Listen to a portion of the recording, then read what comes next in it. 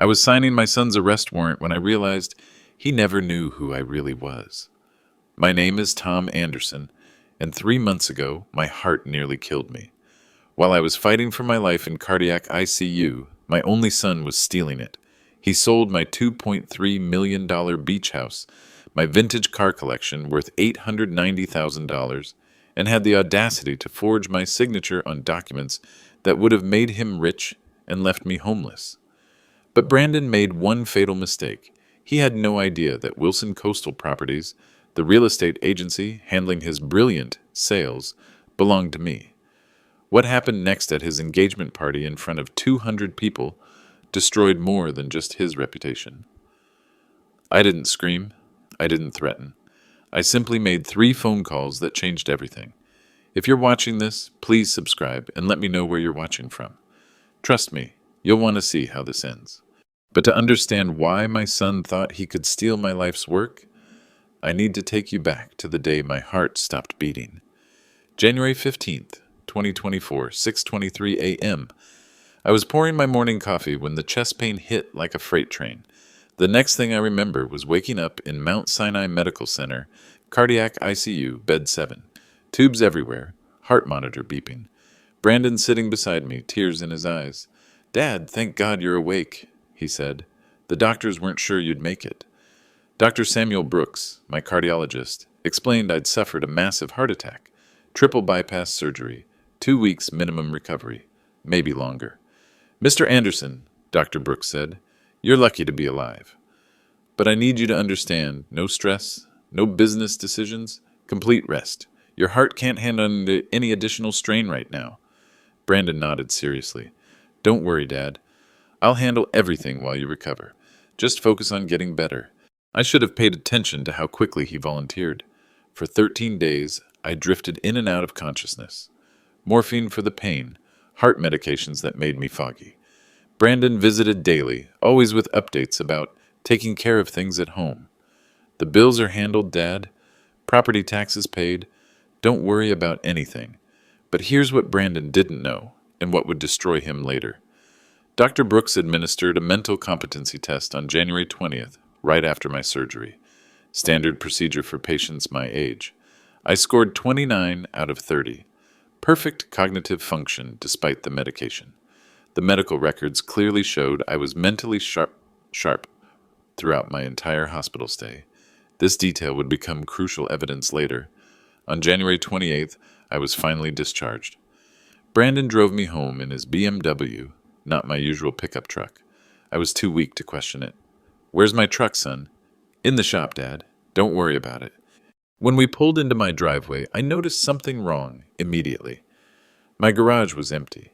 No 1967 Mustang Shelby GT 500, no 1963 Corvette split window, no 1969 Camaro SS. "Brandon, where are my cars?" He helped me out of his BMW, avoiding eye contact. "Dad, you were really sick. I had to make some tough decisions. The insurance was expensive, and you weren't driving them anyway." "You sold my cars? Dad, please." "You need to rest. We'll talk about this later." But I was already walking toward the beach. Where my house should have been overlooking the Atlantic, there was a sold sign. Wilson Coastal Properties.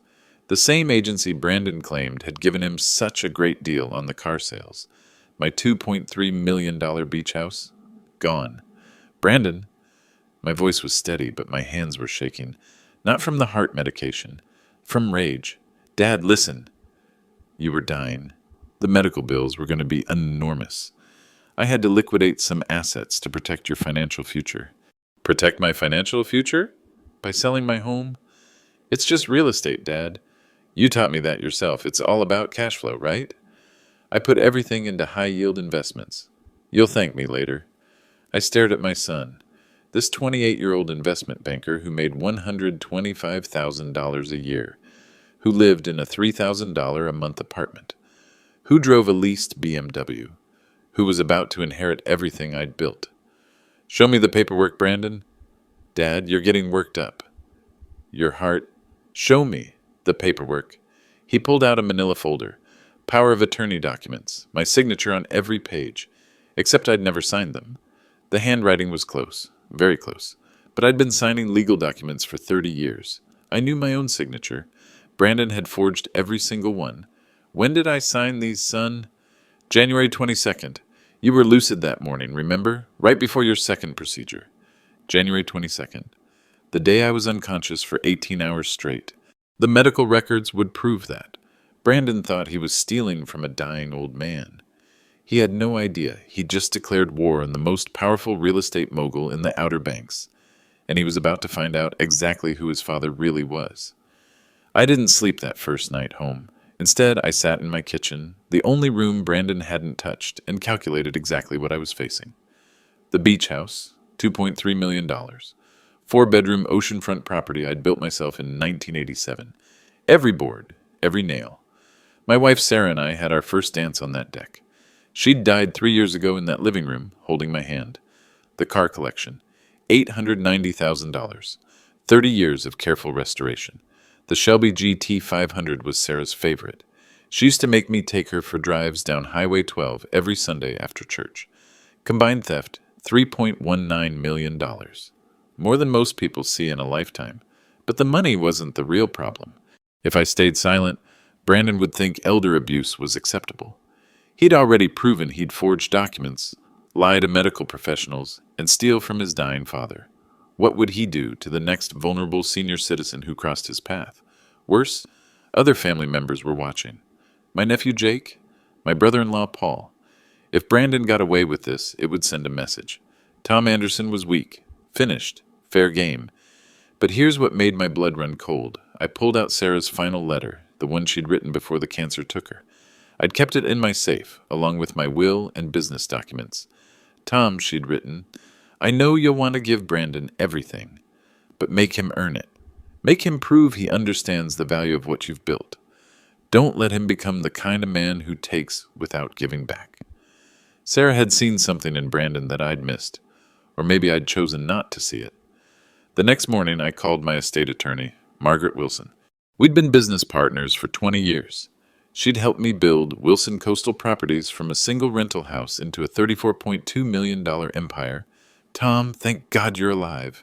Brandon said you were touch and go for weeks. Margaret, I need you to run some numbers for me. Quietly. Of course. What do you need? I want to know exactly how much Brandon has cost me. And I want to know if Wilson Coastal Properties handled any transactions while I was in the hospital. 3 hours later, Margaret called back. Her voice was tight. Tom, we need to talk. In person. Now. When she arrived at my kitchen table, she brought a stack of documents 6 inches thick. Brandon came to our office on January 22nd, she said. Claimed he had power of attorney. Wanted to liquidate your non-performing assets to pay medical bills. Did you verify the documents? Our junior associate handled it. Rebecca Martinez. She's new, only 6 months with the firm. Brandon was very convincing. Said you were unconscious, massive debt from surgery. Insurance wouldn't cover everything. Margaret spread out the papers. Sales contracts, transfer documents, commission statements. Tom, Wilson Coastal Properties handled both sales, the house and the cars. Brandon specifically requested our agency. How much commission did we make? 6% on the real estate, $138,000, plus a flat $15,000 finder's fee for the car collection, total $153,000. I started laughing, actually laughing. Margaret, do you understand what this means? That Brandon is an idiot? It means my son just stole from me using my own company. He forged power of attorney documents to sell my property through my own real estate agency. He literally paid me to help him commit fraud against me. Margaret's eyes widened. Oh my God, Tom, this is perfect. Brandon has no idea I own Wilson Coastal Properties. He thinks it's just some random agency that gave him a good deal. We spent the next 2 hours going through every detail. The forged signatures, the medical timeline proving I was unconscious when I supposedly signed the documents. The fact that Brandon had specifically chosen my company without knowing it was mine. Margaret, here's what I need you to do. I want you to document everything. Every phone call, every meeting, every lie Brandon told your staff. And I want you to pull the security camera footage from January 22nd. We have him on camera? Front desk, conference room, parking lot, everything. Tom, what are you planning? I looked at Sarah's letter again. I'm going to give Brandon exactly what he's earned. But first, I need to wait for the right moment. When will that be? His engagement party is March 3rd, Ocean View Country Club, 200 guests. Brandon specifically invited me to show everyone how well I'm recovering. Margaret understood immediately. You're going to expose him publicly. I'm going to let him expose himself. All I have to do is ask the right questions in front of the right people. And if he denies everything? I pulled out my phone and showed her the voice recording app. I've been recording every conversation since I got home. Brandon has confessed to everything at least 6 times. He just doesn't realize it yet. The stakes were clear now. This wasn't just about money. This was about justice. February 3rd. Brandon came over for what he called our financial planning meeting. He brought a laptop, a stack of investment reports, and the condescending smile he'd been perfecting since college. Dad, I know you're upset about the house and cars, but let me show you the numbers. He opened his laptop on my kitchen table. Spreadsheets everywhere. Colorful charts. The kind of presentation he probably used to impress clients at his investment firm. See this? I liquidated $3.19 million in depreciating assets. Depreciating assets? Real estate is flat in the Outer Banks, Dad. Has been for 2 years. And classic cars? Total money pit. Insurance, maintenance, storage costs. I let him talk. I wanted every word recorded. But look at this. He clicked to another screen. I moved everything into emerging market funds. Conservative estimate? 12% annual return. That's $382,800 per year in passive income. Where's the money now, Brandon? Safe. Diversified portfolio. I opened accounts in your name, obviously. Wells Fargo Private Banking. They specialize in high net worth recovery situations. Show me the statements. Dad, you don't understand modern investing. It's all digital now. Real-time analytics, algorithmic trading. Your old-school real estate approach is dead. That's when I knew he was lying. Brandon was talking like someone who'd watched too many YouTube videos about day trading. He'd never mentioned algorithmic trading in his life. Brandon, I want to see my money. Dad, please. Trust me, I'm a professional. You're a loan officer at a regional bank. I'm an investment banker.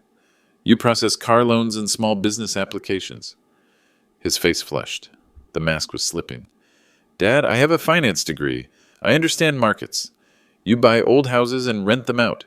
That's not investing, that's being a landlord. There it was. The disrespect I'd been waiting for. Brandon, what exactly do you think I do for work? You're retired, Dad. You collect rent checks and complain about tenants. And before I retired? Construction, right? You built houses. I almost felt sorry for him. My own son had no idea who I was. How do you think I could afford a $2.3 million beach house on a construction worker's salary? Dad, you inherited Grandpa's money. Everyone knows that. Everyone knows that. My father died broke in 1983. But Brandon had created an entire fantasy about my success. In his mind, I was just a lucky old man who'd inherited wealth and stumbled into real estate. Brandon, show me the bank statements. Dad, you're getting worked up again. Remember what Dr. Brooks said about stress. I'm not stressed. I'm curious. Show me where my $3.19 million is invested. He closed the laptop. I'll email you the reports. Let's talk about your recovery instead. Open the laptop, Brandon. Dad? Open it. Fine. He clicked back to the spreadsheets, but I was watching his hands, nervous, trembling slightly. Brandon, these are templates, stock photos from an investment website. What? Look at the date stamp. These screenshots are from January 15th, the day I had my heart attack, before you sold anything. His face went white. Dad, these are projections, forward-looking analyses. Where's my money, son? Silence. He was staring at the screen like it might give him an answer. Brandon, I'm going to ask you one more time. Where is the $3.19 million from selling my house and cars? It's invested, like I said. In what? Emerging markets. Which markets? Asian, development, funds? Name one. Dad, why are you interrogating me? I'm trying to help. Name one fund where my money is invested. The Pacific Growth Initiative. I pulled out my phone and Googled Pacific Growth Initiative. No results. Brandon, that fund doesn't exist? It's new. Exclusive access. Through Wells Fargo Private Banking? Yes. I called Wells Fargo right there, put it on speaker. Wells Fargo Private Banking, this is Jennifer. How can I help you? Hi, Jennifer, this is Tom Anderson. I'm calling to check on my Pacific Growth Initiative investment. I'm sorry, sir. I'm not familiar with that fund. Can you provide your account number? Brandon grabbed my phone. Sorry, wrong number. He hung up. We stared at each other across the kitchen table, father and son. But I was looking at a stranger. Brandon, you spent it, didn't you? Dad, no. It's complicated. There are holding periods, liquidity restrictions dash. You gambled it away. I invested it. In what? Your lifestyle, your BMW lease, that engagement ring you can't afford? Dad, please. Give me 6 months. The markets are volatile right now, but I can get it back. Get it back from where? I made some aggressive positions. High risk, high reward. It's temporary. How much is left? It's not about what's left. It's about potential returns. How much, Brandon? Dad, how much? Maybe $200,000, but that's just cash on hand. The investments are... You lost $3 million in 2 weeks? I didn't lose it. It's tied up in complex financial instruments. I stood up from the table. My heart was pounding, but not from the medical condition, from pure rage. Brandon, you stole my house. You stole my cars. You forged legal documents, and then you gambled away everything I've worked for. Dad, let me explain. Get out. Dad, get out of my house before I call the police. He packed up his laptop. At the door, he turned back. Dad, I was trying to help. You don't understand modern finance. Brandon? Yeah? Your fiancé's family owns Mills Maritime, right? Yeah, why? Just curious. Get out. After he left, I sat in my kitchen and smiled for the first time in weeks. Brandon had just confessed to everything. Fraud, forgery, theft, gambling, all of it recorded. But more importantly, he'd revealed his greatest weakness. He thought I was just a stupid old man. He was about to learn otherwise. The next morning, I made the first of 3 phone calls that would change everything. Margaret, it's Tom. I need you to pull some files for me. Which files? Everything. Wilson Coastal Properties Incorporation papers, my real estate license, industry association memberships, and I want a complete portfolio summary of every property I own in the Outer Banks. Tom, that's going to be a lot of paperwork. Are you sure? I'm sure. And Margaret? I want hard copies. Old school documentation, the kind Brandon can't hack or delete. 2 hours later, Margaret arrived with 3 banker's boxes full of documents.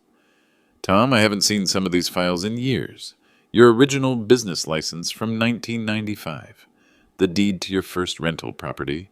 The incorporation papers when we founded Wilson Coastal Properties.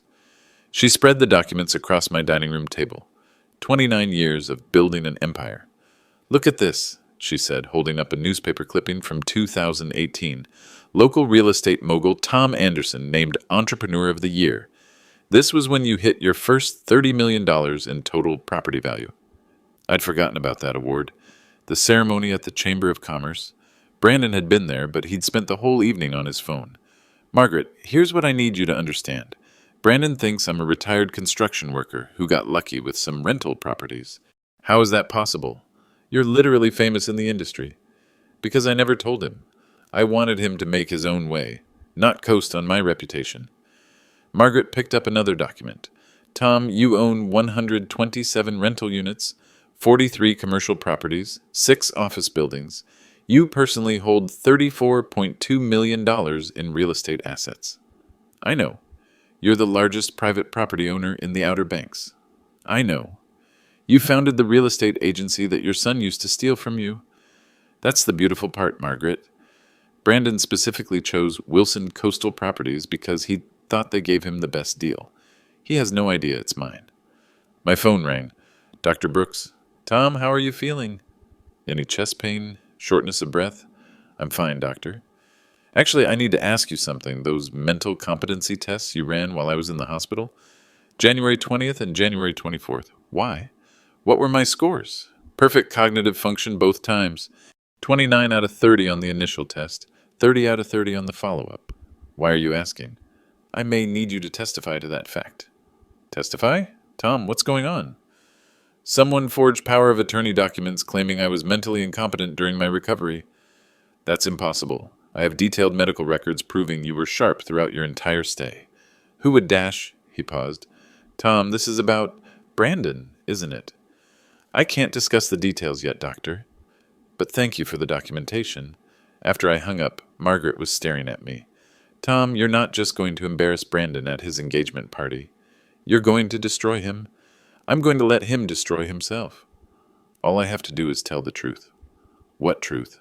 That I own Wilson Coastal Properties, that I have security footage of him forging documents, that I have recordings of him confessing to fraud. My phone rang again. Unknown number. Mr. Anderson, this is Elena Rodriguez, private investigator. Margaret Wilson hired me to do some background research. What kind of research? Financial forensics. I've been tracking your son's transactions since January 22nd. Mr. Anderson, you need to see this. What did you find? Brandon didn't just gamble away your money. He spent it on specific things. The engagement ring, $45,000. BMW lease payments, $18,000. High-end restaurants and nightclubs, $67,000. And get this, he bought a $25,000 Rolex the same day he sold your cars. Do you have receipts? Credit card statements, bank transfers, everything. Brandon's been living like a millionaire for 6 weeks. But Mr. Anderson, there's something else. What? Brandon's been telling people that you gave him the money. As an early inheritance, he's been bragging about it all over town. I felt something cold settle in my chest. Not heart pain, pure calculation. Elena, I want you to document everything. Every purchase, every conversation, every lie. And I want photographs. Already done. I'll send you the full report tonight. After I hung up, Margaret was holding up another document.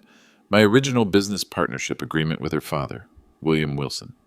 Tom, do you remember what your business motto was when we started? Quiet success speaks loudest. You've spent 30 years building power without showing it off. Brandon has no idea who he's dealing with. That's about to change. When? His engagement party is in 3 weeks. He specifically asked me to give a toast about how proud I am of his financial management. Margaret smiled. He's going to give you the perfect opening. I'm going to give him exactly what he asked for. A toast about his financial management. In front of 200 people, including his future in-laws, his co-workers, and every business leader in the Outer Banks. Tom, this is going to be nuclear. I looked at the boxes of documents. 3 decades of proof that I wasn't just Tom Anderson, retired construction worker. I was Tom Anderson, real estate mogul, founder of Wilson Coastal Properties, the man who owned half the Outer Banks. Margaret, Brandon wanted to play financial games with a stupid old man. And he's about to discover he's been playing chess with the Grandmaster. March 3rd, 2024. Ocean View Country Club, 7:30 p.m. I arrived at Brandon's engagement party wearing my best suit and carrying a manila envelope. The grand ballroom was elegant crystal chandeliers, white tablecloths, 200 guests in formal wear. Brandon spotted me immediately and rushed over with his fiancée, Catherine Mills. Dad, you look great. Really recovered well. Catherine smiled politely. Mr. Anderson, Brandon's told me so much about you. I'm sorry we haven't met properly before now. Please call me Tom.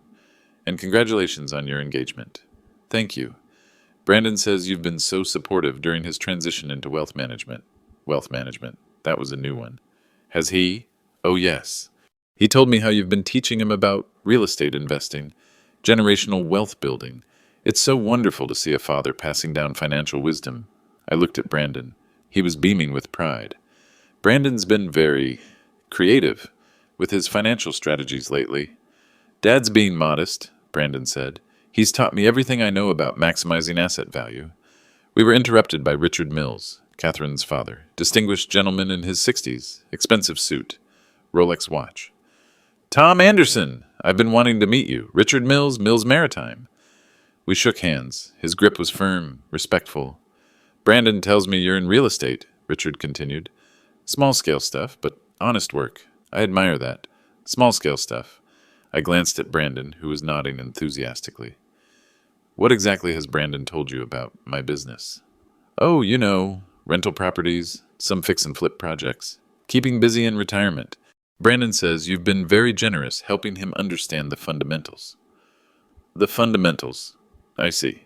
Richard leaned in closer. Between you and me, Tom, I'm impressed with Brandon's recent success. Not every young man can turn a small inheritance into serious wealth so quickly. Inheritance. The $3.2 million you gave him, smart move, getting him started in high-yield investments while he's young. I felt my jaw tighten. Brandon had told his future father-in-law that I'd given him the money. Richard, I think there might be some confusion. Dad, Brandon interrupted quickly, Catherine's mom wants to meet you. Patricia Mills approached with 2 champagne glasses.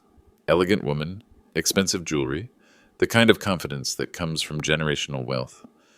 Tom, how lovely to meet you. Catherine is absolutely smitten with Brandon, and we're so impressed with how well you've done for yourself. Thank you, Patricia. Brandon tells me you started with nothing and built a nice little portfolio of rental properties. Very inspiring. Self-made success stories always are. Little portfolio. I was starting to understand Brandon's narrative. He'd painted me as a minor landlord who'd gotten lucky, then generously shared my windfall with him. Mom, Catherine said, Brandon was just telling me about the beach house sale. Smart financial move, right, Dad Anderson? All eyes turned to me. Brandon's face was hopeful, expectant. The beach house sale was certainly educational. Brandon explained how you decided to liquidate non-performing assets, Patricia continued. Very sophisticated thinking. Most retirees just hold on to property for sentimental reasons. Sophisticated thinking, I repeated. And moving everything into emerging market funds, Richard added. Brilliant. Brandon clearly learned from the best. I looked around the circle, Brandon's fiancée, her wealthy parents, all of them believing that I was a simple old man who'd stumbled into some money and wisely turned it over to my brilliant son. Dad, Brandon said, raising his champagne glass, I know this is informal, but I wanted to thank you publicly for trusting me with your financial future. Other guests began gathering around us. Word was spreading that there was going to be an impromptu toast. Brandon's been so humble about his success, Catherine announced to the growing crowd, but his father just gave him over $3 million to manage, and he's already generated incredible returns. Murmurs of approval from the audience. Impressed nods. Someone started clapping. Speech! Speech! Someone called out. Brandon looked at me expectantly. Dad, would you like to say something about our partnership? The ballroom was quieting down, all 200 guests turning to look at us. Brandon's moment of triumph, his chance to be publicly praised by his father for his financial genius. Actually, I said, pulling out my phone, I'd love to share something Brandon said to me just last week. I found the recording from our kitchen table conversation and pressed play. Brandon's voice filled the room through the ballroom sound system. Dad, you don't understand modern finance. Your old-school real estate approach is dead. Confused murmurs from the crowd. Brandon's face went pale. I stopped the recording. That was my son explaining why he sold my house and cars without permission while I was recovering from heart surgery. The ballroom went silent. You could hear ice clinking in glasses. Brandon, I continued, my voice calm and clear, would you like to tell everyone how you generated incredible returns on my money? Dad, please. Would you like to explain how you turned $3.19 million into $200,000 in 6 weeks? Gasps from the crowd. Catherine grabbed Brandon's arm. Brandon, what is he talking about? Or, I said, reaching into my manila envelope, would you prefer I show everyone the power of attorney documents you forged while I was unconscious in cardiac ICU? I held up the papers. Medical records. Forged signatures. Bank statements. Ladies and gentlemen, I announced to the stunned crowd, my son didn't manage my money. He stole it. He forged legal documents. He committed elder fraud against his dying father. Richard Mills stepped forward. Tom, there must be some misunderstanding. Richard, there's no misunderstanding. Brandon gambled away nearly $3 million of stolen money and then lied to your family about how he got it. Catherine was staring at Brandon like she'd never seen him before. Brandon, is this true? Catherine, I can explain. Is it true? Brandon looked around the room, 200 pairs of eyes staring at him. His future in-laws, his co-workers, business leaders from across the Outer Banks. I was trying to help Dad with his finances. He was sick, confused. Brandon, I said quietly, I scored 29 out of 30 on mental competency tests while I was in the hospital. Dr. Brooks is here tonight. Would you like him to verify that? Dr. Brooks stepped forward from the crowd. I can confirm that Mr. Anderson showed perfect cognitive function throughout his recovery. So, the power of attorney documents were forged, I continued. The sales were unauthorized, and the money was stolen. Brandon's world was collapsing in real time. Catherine had stepped away from him. Her parents were whispering urgently to each other. Guests were pulling out their phones.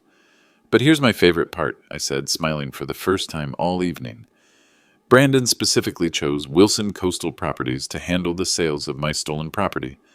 I pulled out the final document from my envelope. Business incorporation papers. Wilson Coastal Properties, founded in 1995 by Tom Anderson and William Wilson. Current owner, Tom Anderson. That's me. The ballroom erupted in shocked conversations. People were pointing at Brandon, then at me, trying to process what they were hearing. My son stole from me using my own real estate agency. He literally paid me commission to help him commit fraud against me. Brandon was backing toward the exit, but there was nowhere to go. Everyone was staring at him. Dad, please. Brandon, you wanted to give a toast about our financial partnership. So let's talk about what you've actually accomplished. I raised my champagne glass to the crowd, to my son Brandon, who taught me that blood doesn't excuse betrayal. The room was dead silent. No one drank. Brandon turned and ran toward the exit. Catherine stood frozen in the middle of the ballroom, engagement ring catching the light from the chandeliers. I hadn't raised my voice once. I hadn't threatened anyone. I'd simply told the truth, and 200 people had witnessed the complete destruction of my son's reputation. As Brandon fled toward the exit, Richard Mills grabbed my arm. Tom, I need to understand what just happened. Are you saying Brandon is a criminal? Richard, I'm saying Brandon committed elder fraud, forgery, and theft. But more importantly for you, he's been lying to your family for months. What do you mean? I pulled out Elena Rodriguez's investigation report. Brandon told you I gave him $3.2 million as an inheritance, correct? Yes. He actually stole it by forging power of attorney documents while I was unconscious from heart surgery. Then he gambled most of it away and used the rest to finance a lifestyle he couldn't afford. Catherine finally found her voice. Mr. Anderson, Brandon bought my engagement ring with stolen money, $45,000, charged to a credit card he opened using my forged signature. She stared down at the 2.5-carat diamond on her finger like it was on fire. Patricia Mills stepped forward. Tom, forgive me, but if Brandon stole millions from you, how are you not financially ruined? You mentioned rental properties, but... Patricia, I think it's time I properly introduced myself. I gestured to Margaret Wilson, who'd been waiting near the back of the ballroom with another set of documents. This is Margaret Wilson, my business partner and estate attorney. Margaret, would you please explain to everyone what Wilson Coastal Properties actually is? Margaret stepped into the center of the crowd. Wilson Coastal Properties is the largest independent real estate agency in the Outer Banks. We handle approximately 40% of all property transactions in the region. Murmurs of recognition from the crowd.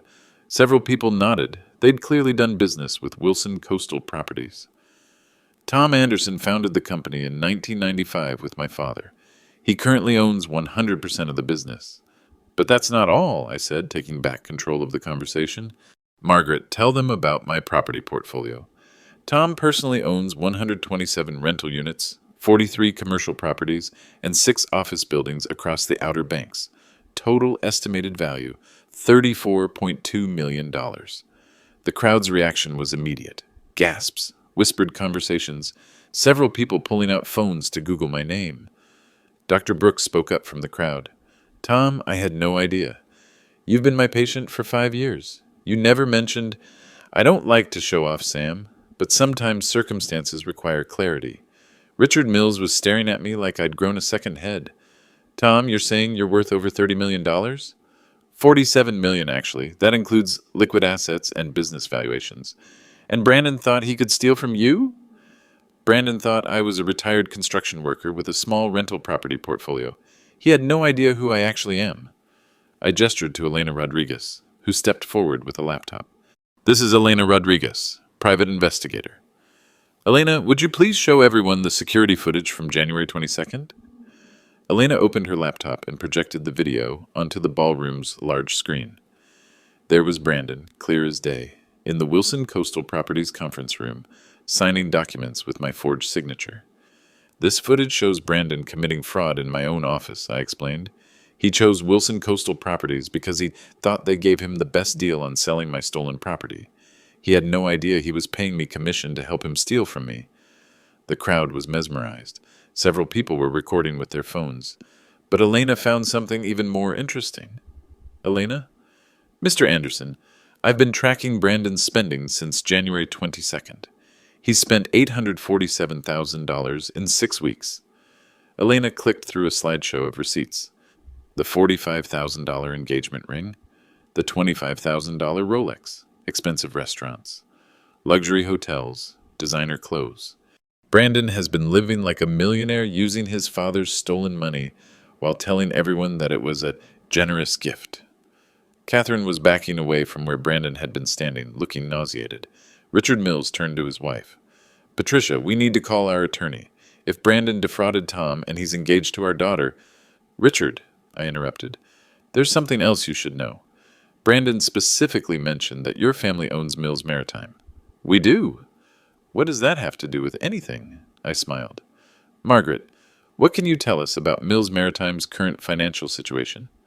Margaret consulted her notes. Mills Maritime leases their primary office building and warehouse facility from Wilson Coastal Properties. They're currently 3 months behind on rent payments, owing $127,000. Richard's face went white. You're our landlord? I'm your landlord. And if your future son-in-law is a convicted felon, that might affect our business relationship. The implications hit Richard immediately. His daughter was engaged to a criminal who'd been living on stolen money. His family business owed money to the victim of that crime, and the victim happened to be one of the most powerful real estate moguls in the region. Tom, Richard said carefully, what do you want from us? I want the truth. Brandon has been lying to your family, using you to legitimize his stolen wealth. You're victims too. Catherine finally spoke up. Mr. Anderson, I need to ask you directly. Did Brandon steal from you? Yes. Did he forge legal documents? Yes. Did he lie to my family about how he got the money? Yes. She pulled the engagement ring off her finger and set it on the nearest table. Then this engagement is over. A ripple of approval went through the crowd. Several people started clapping. Patricia Mills approached me. Tom, I am so sorry. We had no idea. Brandon seemed like such a successful young man. Patricia, Brandon is successful. He successfully committed fraud, forgery, and elder abuse. But he made one crucial mistake. What's that? He underestimated his target. Richard Mills extended his hand. Tom, I want to apologize on behalf of our family, and I want to discuss our rent situation privately. We'll get current on our payments immediately. Richard, your family did nothing wrong. You were deceived by a very convincing liar. I turned to address the entire crowd. Ladies and gentlemen, I want to be clear about something. This isn't about revenge. This is about justice. Brandon committed serious crimes and then used this engagement party to publicly celebrate his success at defrauding his dying father. The crowd was hanging on every word. But I want you all to know I didn't come here to humiliate Brandon. I came here to give him exactly what he asked for. I pulled out a copy of Brandon's invitation to the party. Right here, Brandon wrote, Dad, I'd love for you to give a toast about how proud you are of my financial management skills. I held up the invitation for everyone to see. So, tonight, I gave him exactly what he requested. A public toast about his financial management skills. The crowd erupted in laughter and applause. Even Patricia Mills was smiling. And now, I said, I'm going home to call the police. As I walked toward the exit, the crowd parted like the Red Sea. People were patting me on the back, shaking my hand, asking for business cards. For 30 years, I'd built power quietly. Tonight, I'd used it perfectly. Brandon thought he was stealing from a weak old man. Instead, he'd declared war on the most powerful real estate mogul in the Outer Banks, and he'd lost everything in front of 200 witnesses. I drove home in silence, my hands steady on the wheel for the first time in weeks. By the time I pulled into my driveway, my phone was already ringing. Tom, it's Detective Sarah Martinez with the Outer Banks Police Department. We just received a very interesting call from Dr. Brooks about potential elder fraud. Can you come to the station? I'll be there in 20 minutes. At the police station, Detective Martinez was waiting with a stack of forms and a digital recorder. Mr. Anderson, Dr. Brooks gave us a preliminary overview, but I need you to walk me through everything from the beginning. I spent 2 hours providing a detailed statement. The heart attack, the forged power of attorney documents, the unauthorized sales, the gambling losses. I handed over copies of everything: medical records, bank statements, security footage, recorded conversations. Mr. Anderson, this is one of the most thoroughly documented fraud cases I've ever seen. Usually, elder abuse victims don't have this kind of evidence. Detective, I've been building cases in business for 30 years. Documentation is everything. We'll need to arrest your son. Are you prepared for that? I'm prepared for justice. This will be a felony charge. Elder fraud, forgery, theft over $50,000. He's looking at serious prison time. How serious? 5 to 10 years, minimum, possibly more if he can't pay restitution. I thought about Sarah's letter. Make him prove he understands the value of what you've built. Detective, what happens if he cooperates? If he admits to everything and agrees to pay full restitution? Depends on the judge. First offense, family situation, full cooperation, maybe 3 to 5 years with possibility of parole. And if he fights it, then we go to trial with all this evidence, and he gets the maximum sentence. 3 hours later, Brandon was arrested at his apartment. Elena Rodriguez had been watching the building since the engagement party, just in case he tried to run. The next morning, local news picked up the story. Investment banker arrested for defrauding father during heart surgery recovery. By noon, it was trending on social media. Brandon's bail was set at $500,000. He couldn't make it. His credit cards were maxed out, his checking account was overdrawn, and his employer had placed him on immediate administrative leave pending investigation. From his jail cell, Brandon called me. Dad, please, I need help. Brandon, you need a lawyer. I can't afford a lawyer. Dad, I made mistakes, but I was trying to help. Brandon, stop. Every conversation we have is recorded. Don't incriminate yourself further. Dad, please, I'll pay you back. Every penny. With what money? I'll figure it out. I'll get a second job, sell everything I own. Brandon, you own nothing. Your apartment is leased. Your BMW is leased. Your Rolex is purchased with stolen money, which means it's evidence in a criminal case. Silence on the line. Dad, what do you want me to do? I want you to tell the truth. Plead guilty, accept responsibility, and hope the judge shows mercy. And then what? Then you serve your time and start rebuilding your life with honor instead of lies. Dad, I can't go to prison. My career will be over. My reputation... Brandon, your career was over the moment you forged my signature. Your reputation was over the moment you gambled away stolen money. More silence. Dad, do you hate me? That question stopped me cold. My son was sitting in a jail cell, facing years in prison, and he wanted to know if I hated him. Brandon, I love you. I've always loved you.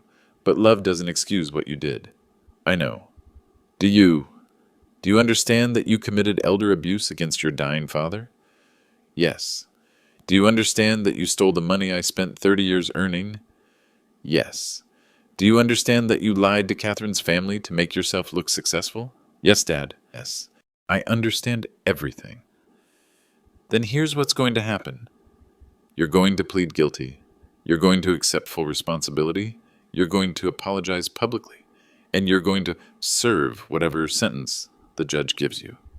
And after that, we'll see if you've learned anything about honor. 2 weeks later, Brandon appeared in court with a public defender. The courtroom was packed. Word had spread throughout the Outer Banks about the case. Judge Patricia Williamson reviewed the evidence. Mr. Anderson, you've committed serious crimes against a vulnerable family member during a medical crisis. This represents a profound breach of trust and a callous exploitation of your father's condition. Brandon stood silently as she continued. However, I note that you've accepted full responsibility, pleaded guilty to all charges, and expressed genuine remorse. Your father has also requested that I consider the possibility of rehabilitation, rather than purely punitive measures. She paused, consulting her notes. Brandon Anderson, I sentence you to 4 years in state prison, with possibility of parole after 2 years.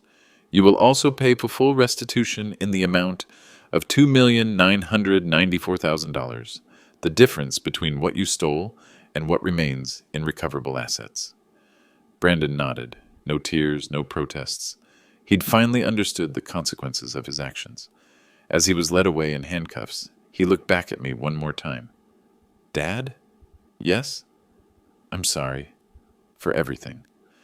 I know, son. I know. The bailiff escorted him out of the courtroom. My son was going to prison, and I had put him there. But for the first time in months, I felt something I hadn't experienced since Sarah died. Peace. Justice had been served. Brandon would pay for his crimes. And maybe, just maybe, he would emerge from prison as the man I'd always hoped he could become. A man who understood that honor matters more than money. A man who earned respect instead of stealing it. A man worthy of the Anderson name. The news spread like wildfire through the Outer Banks business community. By the end of the week, investment banker defrauds dying father was the lead story in 3 regional newspapers. Brandon's employer, Coastal Community Bank, issued a public statement. We have terminated Mr. Brandon Anderson's employment effective immediately. We are conducting a full audit of all accounts he managed to ensure no client funds were misappropriated. The bank's investigation revealed that Brandon had been living far beyond his means for over a year, constantly borrowing against future commissions and taking cash advances on credit cards. His colleagues admitted they'd been suspicious of his sudden lifestyle changes, but hadn't questioned them. Catherine Mills made her own public statement. I am shocked and heartbroken to learn of Brandon Anderson's criminal behavior. I had no knowledge of his fraudulent activities and have ended our engagement permanently. My family and I extend our deepest sympathies to Mr. Tom Anderson. The engagement ring, Rolex watch, and other luxury items, purchased with stolen money, were seized as evidence and eventually auctioned to help pay restitution. But the most significant reverberations were in the real estate industry itself. James Peterson, president of the Outer Banks Real Estate Association, called me personally. Tom, I owe you an apology. I've been in this business for 20 years, and I had no idea you were the Tom Anderson who founded Wilson Coastal Properties. Most people don't, James. I prefer it that way. Well, the board would like to offer you a Lifetime Achievement Award at our annual conference. Your story has become legendary overnight. My story? Tom, every agent in the region is talking about how you handled this situation.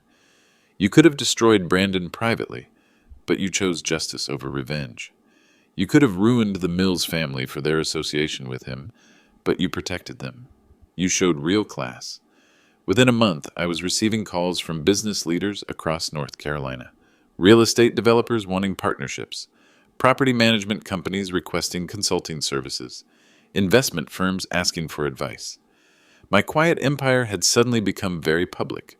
Margaret Wilson was fielding interview requests from 3 different documentary producers who wanted to tell the story of the real estate mogul's ultimate revenge.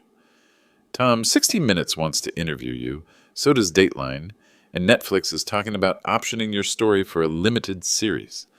Margaret, I'm not interested in being famous. I just wanted justice for what Brandon did. I know. But Tom, you've become a symbol for something important. Adult children who exploit their elderly parents. The epidemic of elder fraud. You fought back and won. The legal system took notice too. District Attorney Michael Roberts used our case as the centerpiece of a new elder abuse prosecution initiative. Tom Anderson's case demonstrates that elder fraud can happen to anyone, regardless of wealth or education. But it also shows that victims can seek justice successfully if they document everything and refuse to be intimidated. 3 months after Brandon's sentencing, I received an unexpected visitor. Richard Mills knocked on my door, carrying a certified check. Tom, this is our outstanding rent balance plus a 6-month advance. Patricia and I want to make sure our business relationship starts fresh. Richard, that's not necessary. Your family were victims too. Maybe so, but we enabled Brandon's lies by not asking harder questions. We should have wondered how a $125,000 a year bank employee could afford to live like a millionaire. You trusted your daughter's fiancé? That's natural.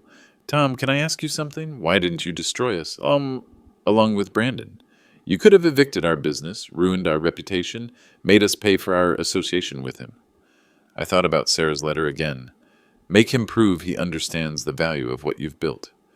Richard, Brandon's crimes weren't your fault. I believe in holding people accountable for their own actions, not punishing innocent parties. That's why everyone in town respects you now. You showed real leadership. 6 months later, I received a letter from Brandon in prison. Dad, I've been in counseling here, learning about addiction and financial crimes. I want you to know that I understand now what I took from you.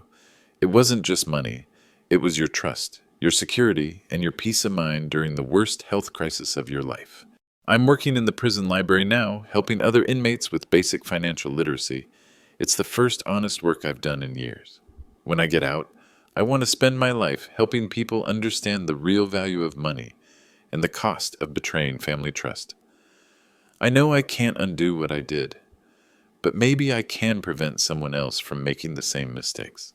I love you, Dad, and I'm sorry it took prison for me to remember what honor means. I wrote back the same day. Son, honor isn't something you remember. It's something you choose every day for the rest of your life. Come home when you're ready to make that choice. For the first time since Sarah died, I felt hopeful about the future. Brandon was learning the difference between success and accomplishment, and maybe, just maybe, he would come home as the man I'd always hoped he could become. 1 year later, I sat in the same kitchen where Brandon had confessed to stealing my life's work. But everything was different now. Wilson Coastal Properties had expanded into 3 new markets. My property portfolio had grown to $52 million. The engagement party had inadvertently served as the best marketing event in company history. Everyone in the region knew who Tom Anderson was now. But more importantly, I'd learned something about myself. For 30 years, I'd hidden my success from my son, thinking I was teaching him humility. Instead, I'd enabled his delusions and arrogance. Margaret Wilson knocked on my door carrying updated legal documents. Tom, your new will is ready for signature. What's the new distribution? 50% to charity, 30% to a trust fund that Brandon can access only after demonstrating 5 consecutive years of honest employment and community service. 20% immediate inheritance to establish him in a legitimate business. And the safeguards? Triple redundancy. No single individual can access the principal without approval from 3 independent trustees. All major financial decisions require documented justification and independent legal review. I signed the documents with a steady hand.